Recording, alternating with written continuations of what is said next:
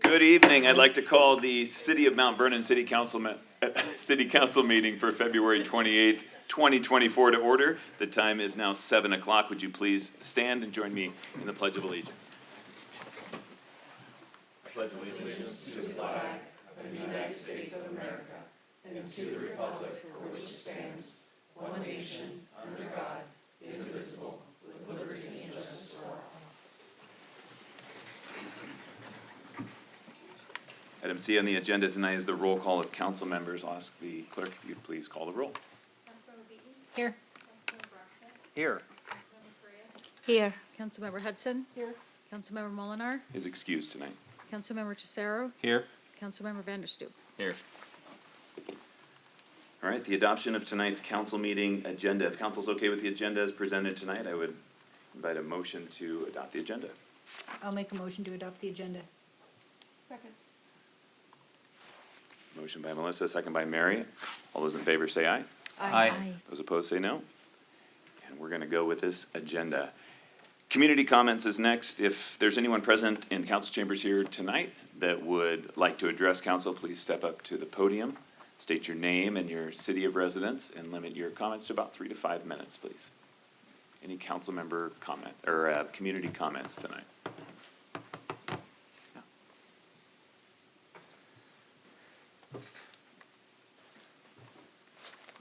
Good afternoon. My name is Andres Arias. I'm a resident of City of Mount Vernon. 2 weeks ago, a house was vandalized here in Mount Vernon. The reason I'm here is I would like to say thank you to the police department and the mayor for your quick response and be able to clean the house. That was very bad for the kids on the area. I would like to say thank you for your quick response and be able to help us to clean the house and don't see that any more stuff on the area anymore. That's the only thing. Thank you. Thank you. Thank you. Any other community comments?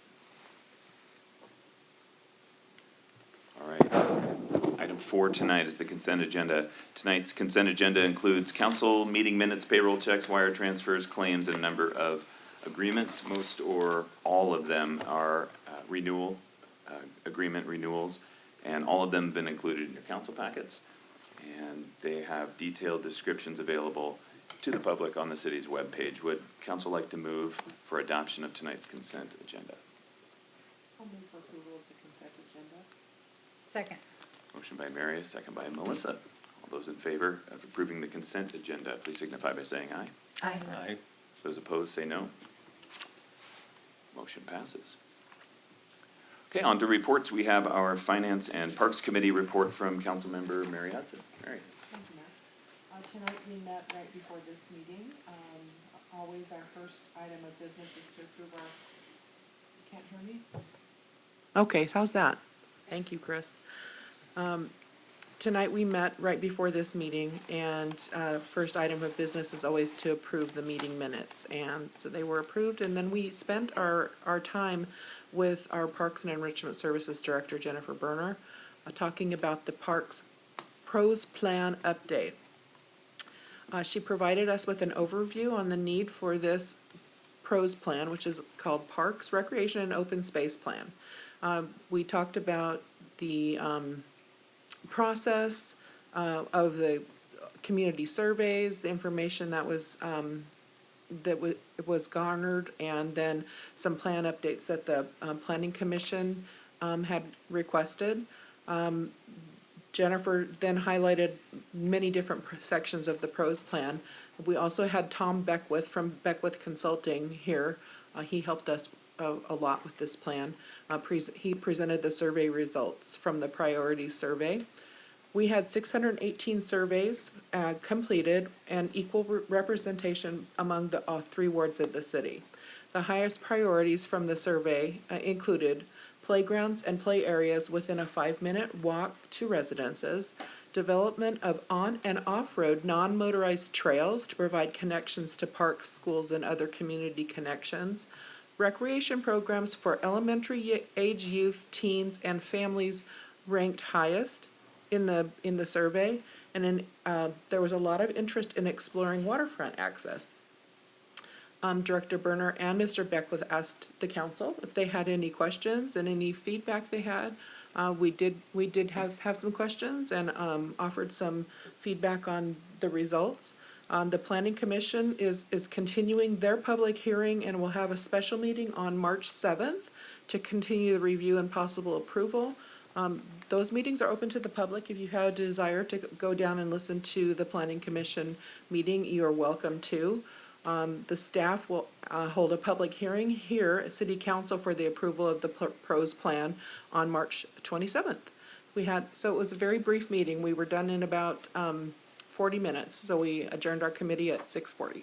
Thank you, Councilmember Hudson. Next up is our Development Services Committee report, and Councilmember Richard Brocksmith. How's that, Richard? Thank you, Mayor. So I wanted to start with a personal note of thanks to Peter for entrusting me with the role of Development Services Committee Chair. Folks in the community know I've got a deep interest in the housing affordability and availability crisis affecting nearly everyone in this community in some way. I promised the mayor I'd do my absolute level best to facilitate productive conversations around effective solutions and ensure all interests are heard. That promise extends to all 35,000 plus constituents out there. I hope any of you interested in sharing your story with the city will feel free to contact everybody up there, and me too if you want. So as you might expect, we are off to a running start. City Council and the mayor have already had 3 engaging meetings in 2024 on the topic of housing and your development services department, including January 31st, February 21st, and February 24th with an all-day retreat. On February 21st, we started our Development Services Committee meeting by hearing a briefing on recent permit activity at the department, division metrics, and revenue. We explored how we might use data already being generated by the department to track the pipeline of housing development in the city. We also heard how staff and our COPP, Citizens on Police Patrol, volunteers are using digital databases to track and address graffiti, and how our staff are incorporating old paper building records in these online databases so our first responders have the information they need to safely and effectively respond in emergency situations. Most of our housing conversations to date this year, including on the 21st, have centered around the council and mayor's desire to lean more concertedly into the housing availability and affordability crisis. Too many people in our community are homeless, at risk of being homeless, or living in subpar housing arrangements. This also has dire consequences for our economy in many ways, including being repeatedly cited as one of the biggest barriers we face to local business development and retention. I believe the council is unanimously concerned about this topic. The city's biggest role, of course, in housing is establishing the regulatory framework of land use and building regulations. To that end, we will be working throughout 2024 and 2025 to update our city's comprehensive plan and our development regulations, as well as our downtown redevelopment plans along the waterfront. We hope you will all be engaged in those processes.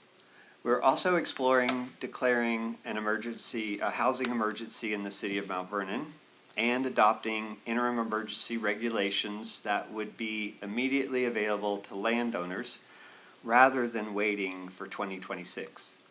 For example, last year the Washington State Legislature passed engrossed House Bill 1337, reforming permitted accessory dwelling units, or ADUs, on nearly all residential lots in municipalities. Specific changes in Mount Vernon will likely include the right to have up to 2 ADUs, attached dwelling units, or DADUs, detached accessory dwelling units, on most residential parcels, in addition to your main home. Also likely to include parking restriction reform, capping impact fees, dimensional standards, and the list kind of goes on from there. Stay tuned for more details. We hope you'll all be engaged in that conversation. Finally, we've developed a new process for seeking proposals from our nonprofit subsidized housing development partners that would help the city ramp up affordable housing production using House Bill 1590 sales tax proceeds already being collected. I look forward to reporting more on that in coming weeks. Thank you, Councilmember Brocksmith. Item 5B tonight is councilmember comments. Are there any councilmember comments this evening? All right. Seeing none, item 5C is the mayor's report. And I want to kick this mayor's report off by welcoming Steve Sexton to the city. Steve's helping me out with the slide presentation now. I think he's it's so close. Would it We're be there. confusing We are if I just so called him close. Mayor Sexton? Where do they go? We- I think he still responds to Mayor Sexton, but I do- And he's kind of being punked right now a little bit, That's so. Does this count as my Welcome. first special project? this is a very special project. Oh, wow.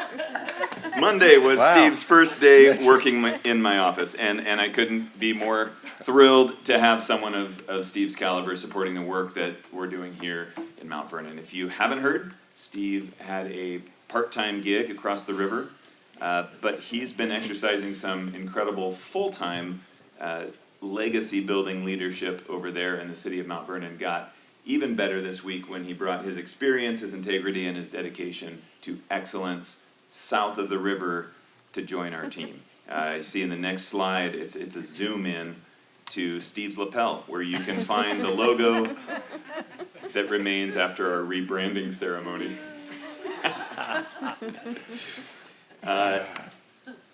Steve, welcome. Thank you Thank for you very being much. here. Thank you very much, Mayor. On the next slide, you'll see your city council members visited the Mount Vernon Library construction site this past Saturday, and we're happy to report things are looking great. Council was led on a tour by former Mayor Jill Boudreau, who is still working for the city to see the project through to completion. Councilmember Brocksmith mentioned that council also had a great discussion on Saturday at a retreat around how they'd like to utilize the city's affordable housing revenue to generate some new housing opportunities. They also learned about strategies for planning out future downtown development, and finally they took a look at the status of our city parks and what measures could be taken to address capital projects and deferred maintenance in our parks and playgrounds. So it was a productive Saturday, and thank you again, all of you, for taking the time to be there. On to your Mount Vernon Library Commons update on Tuesday, February 28th.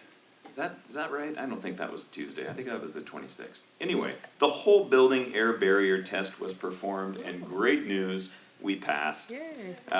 Big accomplishment for the entire project team, especially considering that this is a stringent requirement for the Passive House certification that we're going for. So with that air barrier test complete, they'll begin installation of the gypsum wall board on the exterior walls.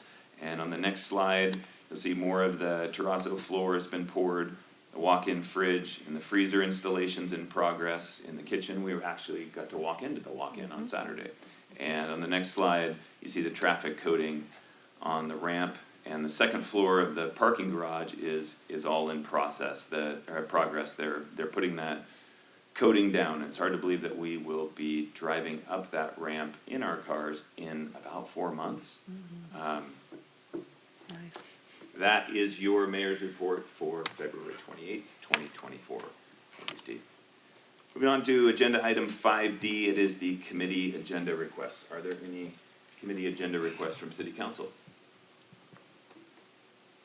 Seeing none, we will move on to new business. Under new business, item A is a presentation from Skagit Habitat for Humanity. And once again, Special Projects Manager Steve Sexton will introduce this item. Thank you, Steve. Thank you, Mayor. Good evening, council. So this evening on your agenda, we have a presentation from Skagit Habitat for Humanity. Just a brief background on them. Skagit Habitat for Humanity, they strive to bring people to build homes, communities, and hope. They believe everyone deserves a house, a decent place to live. The organization is currently utilizing the city's CDBG funding to assist their clients with making down payments and paving a way towards home ownership for many in the community who otherwise would not be able to achieve that. So with that, I want to take this special opportunity to welcome a good friend and a great partner, Tina Tate, the Executive Director of Skagit Habitat for Humanity, to present her presentation. And I'll get out of the way. Welcome, Tina. Thanks for coming tonight. You got that, please. Thank you all so much for having me here today to present our organization to you. Many of you probably know about Habitat, some of you maybe not so much. And I do want to thank you for the city's support with the CBDG funding that we're currently using for 3 of our homes that we're currently building. With that, we're building and maintaining affordable homes, community, and hope since 1994. Some of these statistics you probably have seen before. 1 in 7 families spend more than 50% of their income on housing. 42% of Skagit County renters are moderately or severely cost burdened and spending up to 49.9% of their gross income on housing.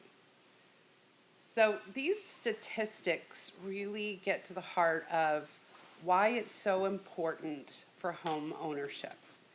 Because in affordable housing in general, subsidized housing, all of it really, but I'm speaking mainly on home ownership. When somebody purchases their home at 33% of what they make, that's considered affordable. Their rents can't go up. The only thing that goes up is their property taxes. But it's still not as much as rent usually goes up. So providing that stability for these families who are spending more than 50% of their income on housing is extremely important. Our home buyer program is one of the programs that Habitat offers. And the income level that we target is between 30 and 60% of the area median income. We can go up to 80% of the area median income. However, we try and target that 30 to 60, which is an extremely low income ratio. They are working and able to pay, so they buy their homes, they pay a mortgage. We base the cost of the home to them on whatever is 33% of their income. That includes their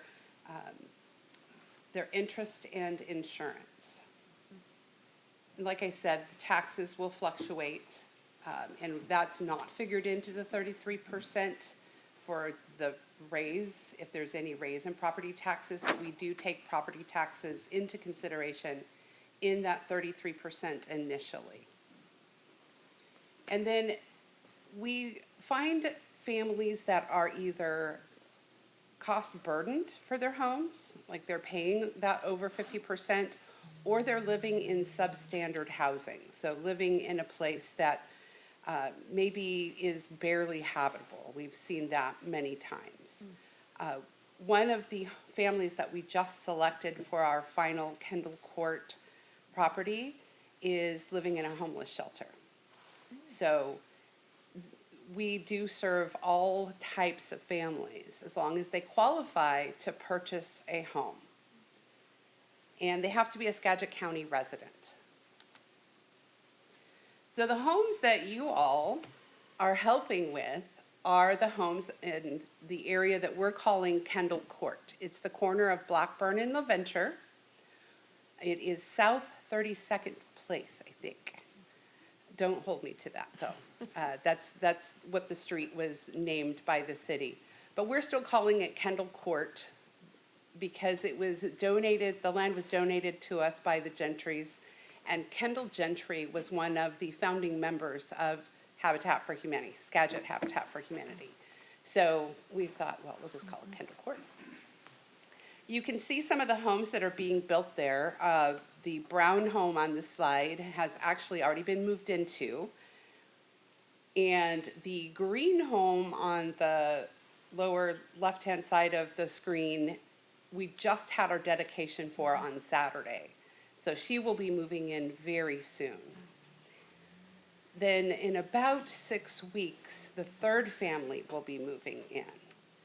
And the last home, we're still building, and the reason we're going a little slower on that one is because of the family being selected. They have to do sweat equity, so they have to put work into building their homes, and she still needs to do that. She does have friends and family who are able to help her get that sweat equity. So we'll be able to get that done for her pretty quickly. And then she'll be moving in June is when she'll move in. Now, the CBDG funding that you have provided for us will pay down payment assistance for 3 of the homes. But that 4th home, because we aren't able to spend it by May, which is when the funds need to be spent, we are going to ask for down payment assistance for that final home. And then these are the lovely families, a couple of them. Habitat Helpers is a program that you may not have heard about, or you may have heard about, but that was a long time ago. We are resurrecting this program. It was something that Skagit Habitat started doing a long time ago, and then they stopped because they didn't feel it was sustainable. I'm resurrecting it again because it's so important to keep people in their homes as well as build homes for them. So that affordability of mortgage also translates to people who already own a home and need critical repairs but cannot afford to do those repairs. What happens if they don't have those critical repairs a lot of the time is the house becomes damaged and unlivable. Sometimes there are people that are aging in place or veterans that maybe need a ramp so they can actually get into their home.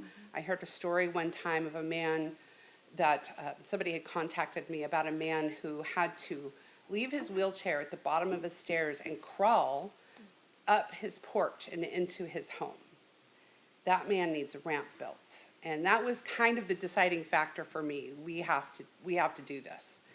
So you'll hear more about Habitat Helpers and a thing called Rock the Block, where we can go in and do a one-day or a weekend beautification of a whole neighborhood that maybe needs that. So these are things that we are working towards. The Habitat Helpers program, we're in the process of getting applications now, so it is open. If you know of anybody who needs that sort of assistance, please send us an email. You can go to our website. And volunteers and homeowners work side by side to build and repair their homes. We do use subcontractors in the building because we are ramping up our builds. We want to build more homes more quickly, and that takes subcontractors. We can't do that with just volunteers. It's just not possible. That's why Habitat has historically only done 1, maybe 2 homes a year, because it was mostly volunteer work. So we still do utilize our volunteers. We'll utilize them more in our Habitat Helpers. But they do work side by side with the home buyers to get that sweat equity.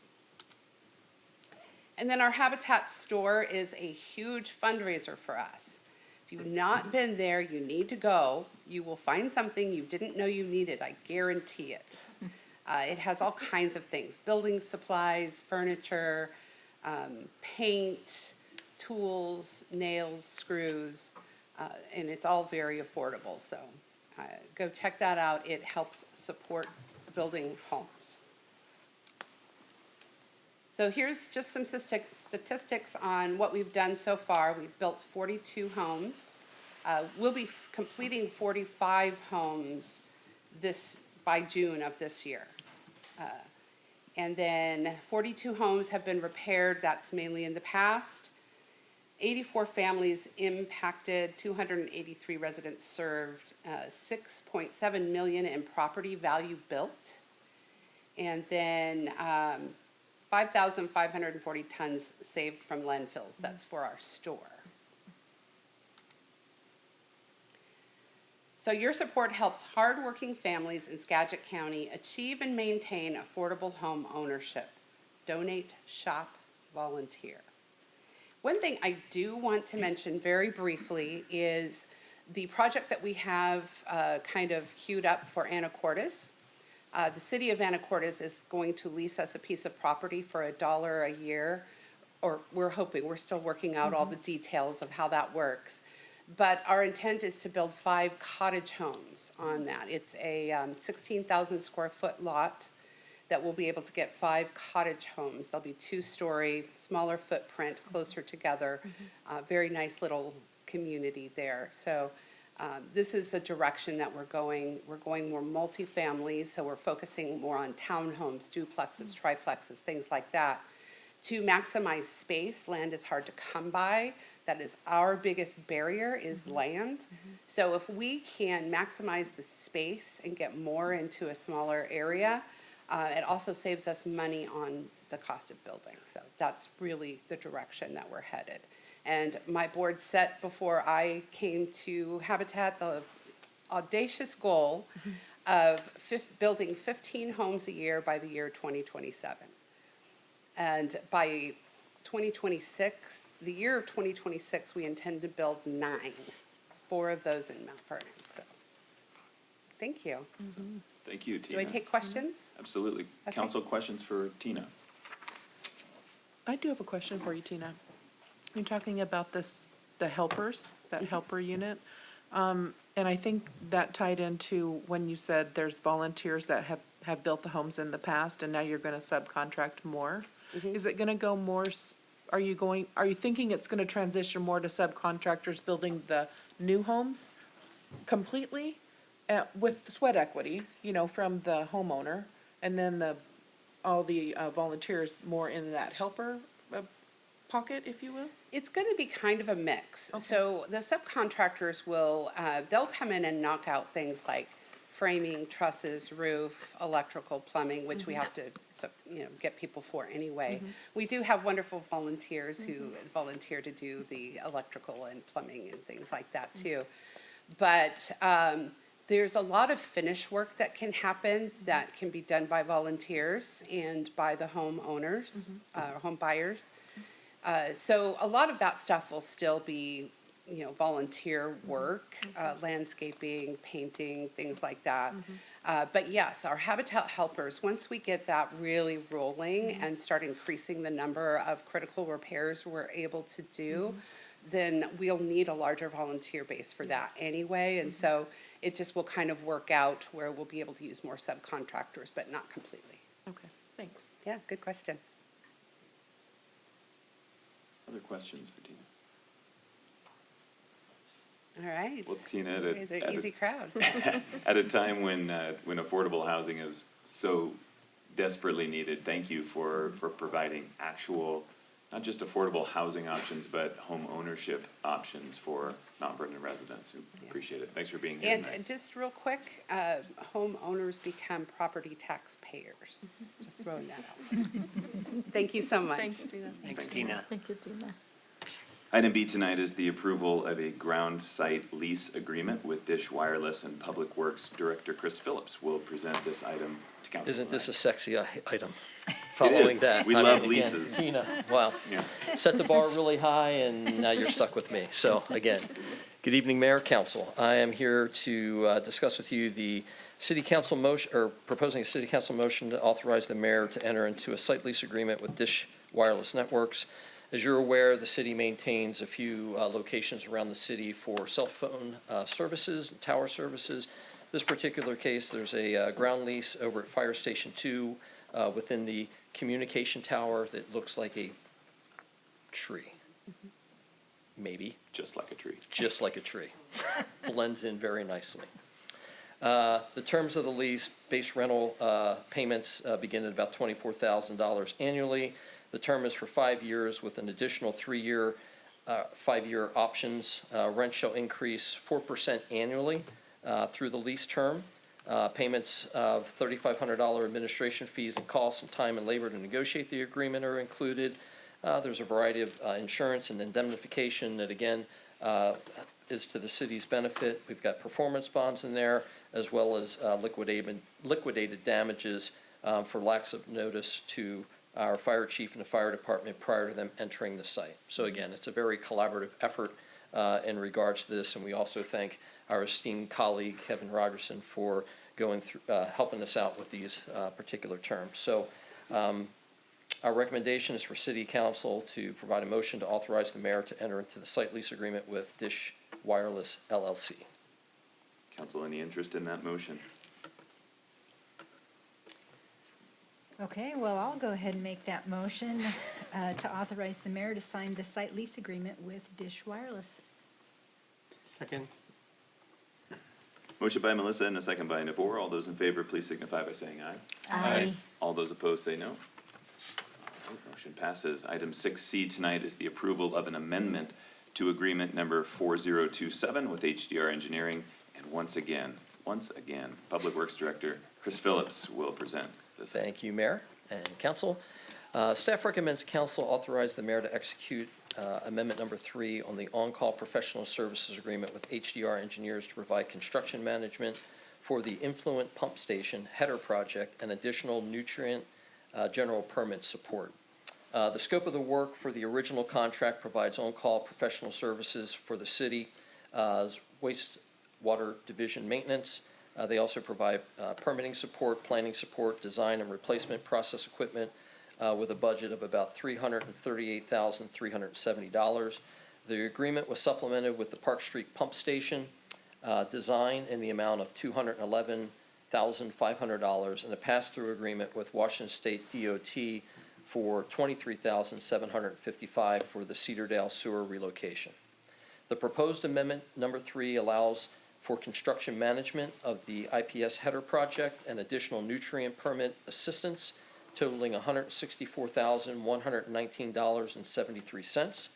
WSDOT's pass-through agreement for the Henson Road sewer relocation is in the amount of about $23,756 has been added as well for an overall amount totaling all three, $761,573.